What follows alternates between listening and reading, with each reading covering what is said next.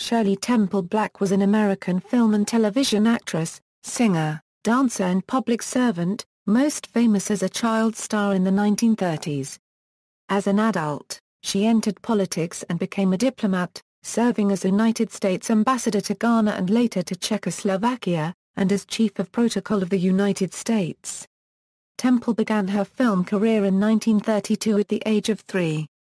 In 1934, she found international fame in Bright Eyes, a feature film designed specifically for her talents. She received a special Juvenile Academy Award in February 1935 for her outstanding contribution as a juvenile performer to motion pictures during 1934, and film hits such as Curly Top and Heidi followed year after year during the mid to late 1930s. Licensed merchandise that capitalized on her wholesome image included dolls, dishes and clothing. Her box office popularity waned as she reached adolescence. She appeared in a few films of varying quality in her mid to late teens, and retired completely from films in 1950 at the age of 22. She was the top box office draw in Hollywood for 4 years in a row in a motion picture Herald poll. Temple returned to show business in 1958 with a 2-season television anthology series of fairy tale adaptations. She made guest appearances on television shows in the early 1960s and filmed a sitcom pilot that was never released. She sat on the boards of corporations and organizations including the Walt Disney Company, Del Monte Foods and the National Wildlife Federation. She began her diplomatic career in 1969, with an appointment to represent the United States at a session of the United Nations General Assembly. In 1988, she published her autobiography, Child Star. Temple was the recipient of numerous awards and honors including the Kennedy Center Honors and a Screen Actors Guild Life Achievement Award. She ranks 18th on the American Film Institute's list of the greatest female American screen legends of all time. Early years. Shirley Temple was born on April 23, 1928, in Santa Monica, California. She was the daughter of Gertrude Amelia Temple, a homemaker, and George Francis Temple, a bank employee. The family was of English, German and Dutch ancestry. She had 2 brothers, George Francis, Jr. and John Stanley. Temple's mother encouraged her infant daughter's singing, dancing, and acting talents, and in September 1931 enrolled her in Meglin's dance school in Los Angeles. About this time, Temple's mother began styling her daughter's hair in ringlets similar to those of silent film star Mary Pickford. While at Meglin's, she was spotted by Charles Lamont, a casting director for educational pictures. Although Shirley hid behind the piano while in the studio, Lamont took a shine to her, inviting her to audition, and in 1932 signed her to a contract. Educational Pictures were about to launch their Baby Burlesques, series of short films satirizing recent film and political events, using preschool children in every role. Because the children were dressed as adults and given mature dialogue, the series was eventually seen as dated and exploitive. Baby Burlesques was a series of 1-reelers. Another series of 2-reelers called Frolics of Youth followed, with Temple playing Mary Lou Rogers, a youngster in a contemporary suburban family. To underwrite production costs at Educational, Temple and her child co-stars modeled for breakfast cereals and other products. She was lent to Tower Productions for a small role in her first feature film in 1932 and, in 1933, to Universal, Paramount, and Warner Brothers, for various bit parts. After Educational Pictures declared bankruptcy in 1933, her father purchased her contract for $25. Fox Films. It was while walking out of the viewing of her last Frolics of Youth picture that Fox film songwriter Jay Gorney saw Temple dancing in the movie theater lobby. Recognizing her from the screen, he arranged for her to have a tryout for the movie Stand Up and Cheer. Arriving for the audition on December 7, 1933, she won the part and was signed to a $150 per week contract guaranteed for 2 weeks by the Fox Film Corporation. The role turned out to be a breakthrough performance for her. Her charm was evident to Fox heads, as she was ushered into corporate offices almost immediately after the completion of the Baby Take a Bow song and dance number she did with James Dunn. On December 21, 1933, her contract was extended to a year at the same $150 per week with a 7-year option, and her mother Gertrude was hired on at $25 per week as her hairdresser and personal coach. Released in May 1934, Stand Up and Cheer became Temple's breakthrough film. Within months, she became the symbol of wholesome family entertainment. In June, her success continued with a loan out to Paramount for Little Miss Marker. Following the success of her first 3 1934 movies, it soon became apparent to the Temples that the amount of money she was being paid was not commensurate to the amount of money her films generated for the studios. Her image also started to appear on numerous commercial products without approval and without compensation. In an effort to get control over the corporate piracy of her image and to negotiate with Fox, Temple's parents hired the lawyer Lloyd Wright to represent them. On July 18, 1934, Temple's contract was raised to $1,000 a week and her mother's salary was raised to $250 a week, with an additional $15,000 bonus for each movie completed. Cease and desist letters were sent out to several companies and the process was started for awarding corporate licenses. On December 28, 1934, Bright Eyes was released. It was the first feature film crafted specifically for Temple's talents and the first in which her name appeared above the title. Her signature song, On the Good Ship Lollipop, was introduced in the film and sold 500,000 sheet music copies. The film demonstrated Temple's ability to portray a multidimensional character and established a formula for her future roles as a lovable, parentless waif whose charm and sweetness mellowgraph older men. In February 1935, Temple became the first child star to be honored with a miniature juvenile Oscar for her 1934 film accomplishments, and she added her foot and handprints to the forecourt at Grauman's Chinese Theatre a month later. 20th Century Fox. Fox Films merged with 20th Century Pictures to become 20th Century Fox in 1935. Producer and studio head Darryl F. Zanuck focused his attention and resources upon cultivating Temple's superstar status. With 4 successful films to her credit, she was the studio's greatest asset. 19 writers known as the Shirley Temple Story Development Team created 11 original stories and some adaptations of the classics for her. Biographer Ann Edwards writes about the tone and tenor of Temple films under Zanuck. This was mid-depression, and schemes proliferated for the care of the needy and the regeneration of the fallen. But they all required endless paperwork and demeaning, hours-long queues, at the end of which an exhausted, nettled social worker dealt with each person as a faceless number. Shirley offered a natural solution, to open one's heart. Edwards points out that the characters created for Temple would change the lives of the cold, the hardened, and even the criminal with positive results. Edwards quotes a nameless filmographer: she assaults, penetrates, and opens, the flinty characters, making it possible for them to give of themselves. All of this returns upon her at times, forcing her into situations where she must decide who needs her most. It is her agony, her calvary, and it brings her to her most despairing moments.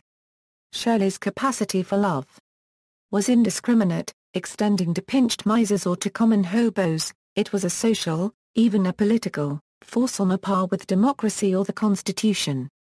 Temple films were seen as generating hope and optimism, and President Franklin D. Roosevelt said, "It is a splendid thing that for just 15 cents an American can go to a movie and look at the smiling face of a baby and forget his troubles."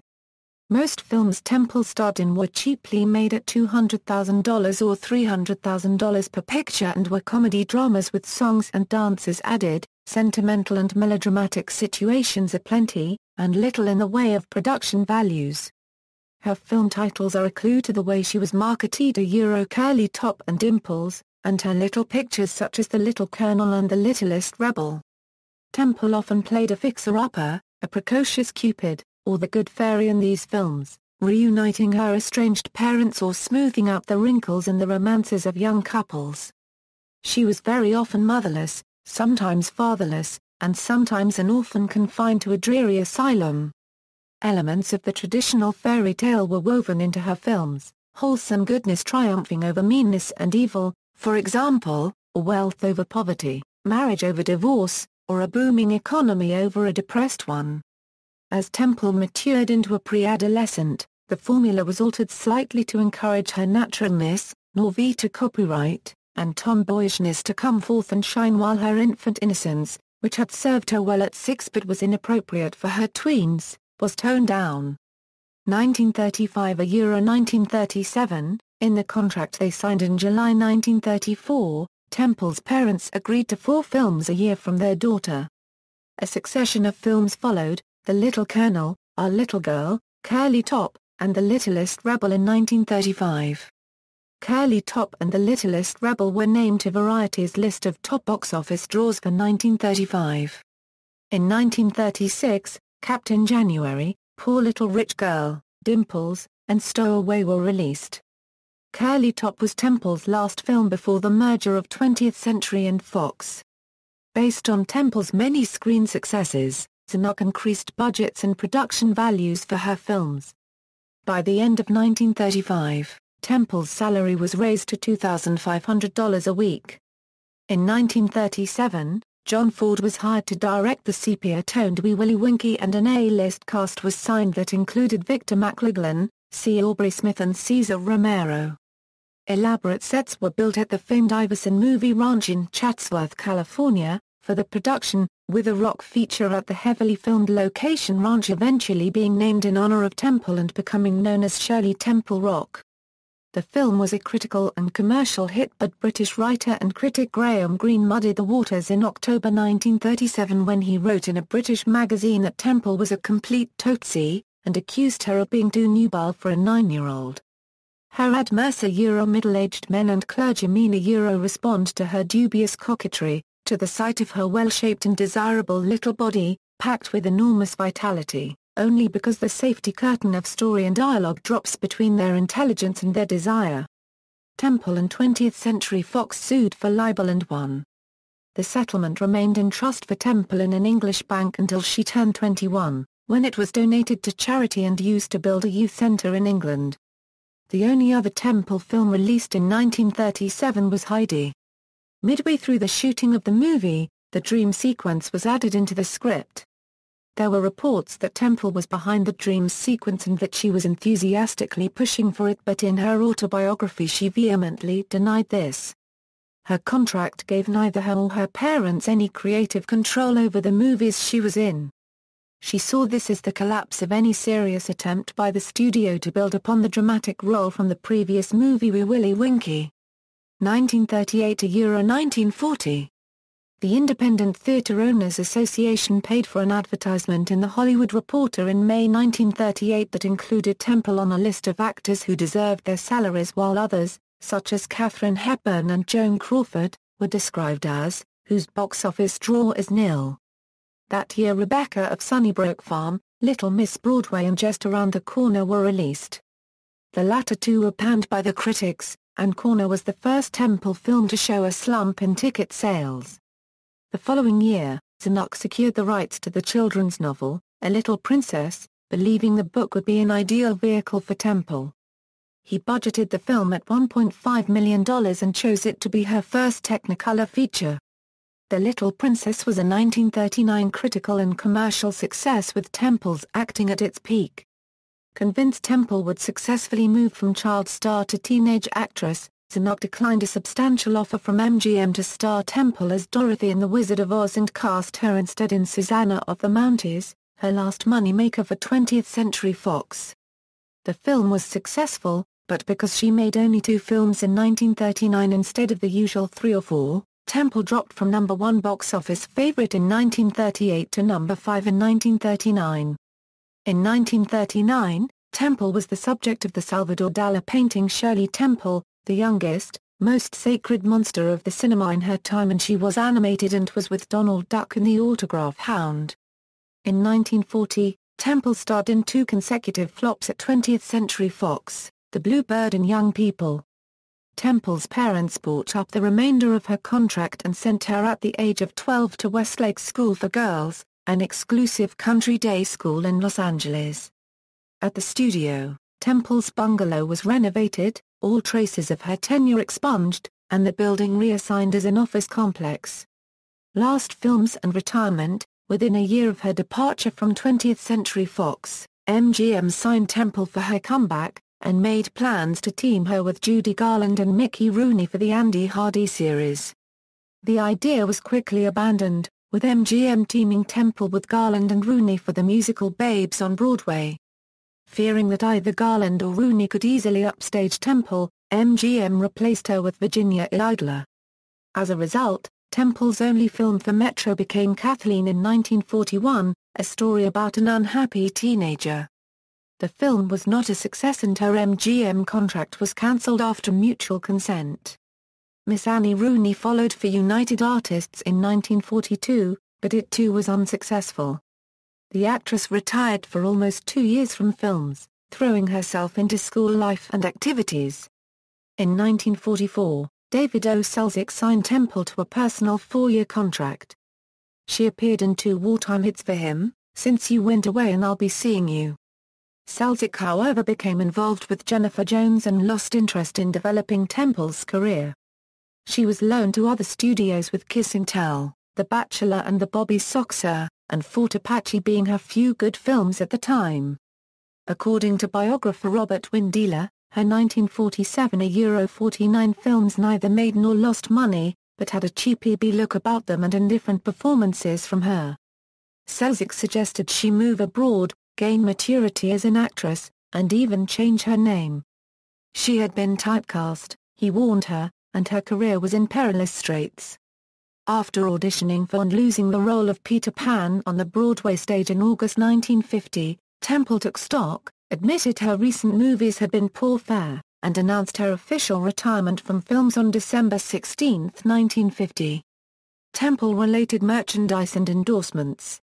Many Temple-inspired products were manufactured and released during the 1930s. Ideal Toy and Novelty Company in New York City negotiated a license for dolls with the company's first doll wearing the polka dot dress from Stand Up and Cheer. Shirley Temple dolls realized $45 million in sales before 1941. A mug, a pitcher, and a cereal bowl in cobalt blue with a decal of Temple were given away as a premium with Wheaties. Successfully selling Temple items included a line of girls' dresses and accessories, soap, dishes, cut-out books, sheet music, mirrors, paper tablets, and numerous other items. Before 1935 ended, Temple's income from licensed merchandise royalties would exceed $100,000, doubling her income from her movies. In 1936, her income would top $200,000 from royalties.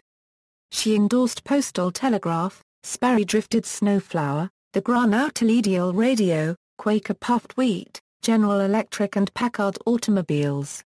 Myths and rumors. At the height of her popularity, Temple was often the subject of a number of myths and rumors, some of which were propagated by 20th Century Fox films. In addition to forging her birth certificate to make her a year younger, Fox also publicized her as a natural talent with no formal acting or dance training. As a way of explaining how she knew stylized buck and weave dancing, she was enrolled in the Eliza Ryan School of Dancing for 2 weeks. One persistent rumor that was especially prevalent in Europe was the idea that Temple was not a child at all but rather a 30-year-old midget due in part to her stockier body type. So prevalent were these rumors that the Vatican dispatched Father Silvio Massanti in part to investigate whether or not she was indeed a child. The fact that she never seemed to miss any teeth led some people to conclude she had all her adult teeth. Temple was actually constantly losing teeth throughout her tenure with 20th Century Fox, most notably during the sidewalk ceremony in front of Grumman Euro unregistered trademark S Theatre, where she took off her shoes and placed her bare feet in the cement to take attention away from her face. To combat this, she wore dental plates and caps to hide the gaps in her teeth. Another rumor pertaining to her teeth was the idea that they were filed to make them appear like baby teeth, which was false. Her biggest trademark, her hair, also was the subject of rumors. One rumor that circulated was that she actually wore a wig. On more than one occasion, fans would yank at her hair to test this theory. As she would later state, she wished all she had to do was wear a wig. The actual nightly process she went through in the setting of her curls was actually tedious and often grueling, with once-a-week vinegar rinses burning her eyes. Rumors also spread about her hair color, namely that she was not a natural blonde, but this was untrue. During the making of Rebecca of Sunnybrook Farm, news spread that she was going to do extended scenes without her trademark curls. During production, she also caught a cold which caused her to miss a couple days. As a result, a spurious myth began in Britain that all of her hair had been cut off. Marriages and children. In 1943, 15-year-old Temple met John Agar, an Army Air Corps sergeant, physical training instructor, and a member of a Chicago meat-packing family. On September 19, 1945, when Temple was 17 years old, they were married before 500 guests in an Episcopal ceremony at Wilshire Methodist Church in Los Angeles. On January 30, 1948, Temple gave birth to their daughter, Linda Susan. Agar became a professional actor and the couple made 2 films together, Fort Apache and Adventure in Baltimore. The marriage became troubled, and Temple divorced Agar on December 5, 1949. She received custody of their daughter and the restoration of her maiden name. The divorce was finalized on December 5, 1950. In January 1950, Temple met Charles Alden Black, a WWI, a United States Navy intelligence officer and Silver Star recipient who was assistant to the president of the Hawaiian Pineapple Company. Conservative and patrician, he was the son of James B. Black, the president and later chairman of Pacific Gas and Electric, and reputedly one of the richest young men in California.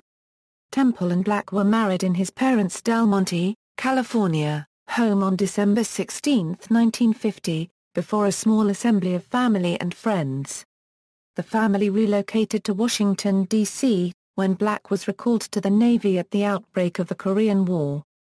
Temple gave birth to their son, Charles Alden Black, Jr., in Washington, D.C., on April 28, 1952. Following the war's end and Black's discharge from the Navy, the family returned to California in May 1953. Black managed television station KABC-TV in Los Angeles, and Temple became a homemaker. Their daughter Lori was born on April 9, 1954. Lori went on to be a bassist in the grunge band The Melvins.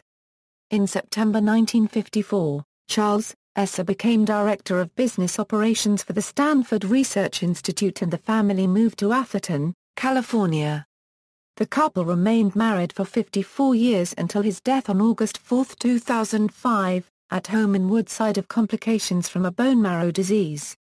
Television. Between January and December 1958, Temple hosted and narrated a successful NBC television anthology series of fairy tale adaptations called Shirley Temple's Storybook. Temple acted in 3 of the 16-hour-long episodes, and her son made his acting debut in the Christmas episode, Mother Goose. The series was popular but faced some problems. The show lacked the special effects necessary for fairy tale dramatizations, sets were amateurish, and episodes were telecast in no regular time slot, making it difficult to generate a following. The show was reworked and released in color in September 1960 in a regular time slot as The Shirley Temple Show. It faced stiff competition from Maverick, Lassie, Dennis the Menace, the 1960 telecast of The Wizard of Oz, and the Walt Disney Anthology television series however, and was cancelled at season's end in September 1961. Temple continued to work on television, making guest appearances on The Red Skelton Show, Sing Along with Mitch, and other shows. In January 1965, she portrayed a social worker in a sitcom pilot called Go Fight City Hall that was never released. In 1999, she hosted the AFI's 100 Years 100 Stars Awards show on CBS, and, in 2001, served as a consultant on an ABC TV production of her autobiography, Child Star, The Shirley Temple Story. Motivated by the popularity of storybook and television broadcasts of Temple's films, the Ideal Toy Company released a new version of the Shirley Temple doll and Random House published 3 fairy tale anthologies under Temple's name. 300,000 dolls were sold within 6 months and 225,000 books between October and December 1958. Other merchandise included handbags and hats, coloring books, a toy theater, and A Recreation of the Baby, Take a Bow polka dot dress. Life after Hollywood, political ambitions. Following her venture into television, Temple became active in the Republican Party in California. In 1967, she ran unsuccessfully in a special election in California's 11th congressional district to fill the seat left vacant by the death of 8-term Republican J. Arthur Younger from leukemia. She ran as a conservative and lost to law school professor Pete McCloskey, a liberal Republican who was a staunch opponent of the Vietnam War. Temple was extensively involved with the Commonwealth Club of California, a public affairs forum headquartered in San Francisco. She spoke at several of the meetings through the years and served as its president in 1984. Temple got her start in foreign service after her failed run for Congress in 1967, when Henry Kissinger overheard her talking about Namibia at a party and was surprised that she knew anything about it. She was appointed representative to the 24th United Nations General Assembly by President Richard M. Nixon, and was appointed United States Ambassador to Ghana by President Gerald R. Ford.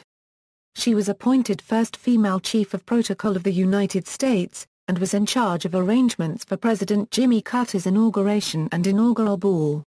She served as the United States Ambassador to Czechoslovakia, having been appointed by President George H. W. Bush. She was the first and only female U.S. ambassador to Czechoslovakia. Temple was a personal witness to two crucial moments in the history of Czechoslovakia's fight against communism. Temple was in Prague in August 1968, as a representative of the International Federation of Multiple Sclerosis Societies and was actually going to meet up with Czechoslovakian party leader Alexander Dubček on the very day that Soviet-backed forces invaded the country. Dubček fell out of favor with the Soviets after a series of reforms known as the Prague Spring.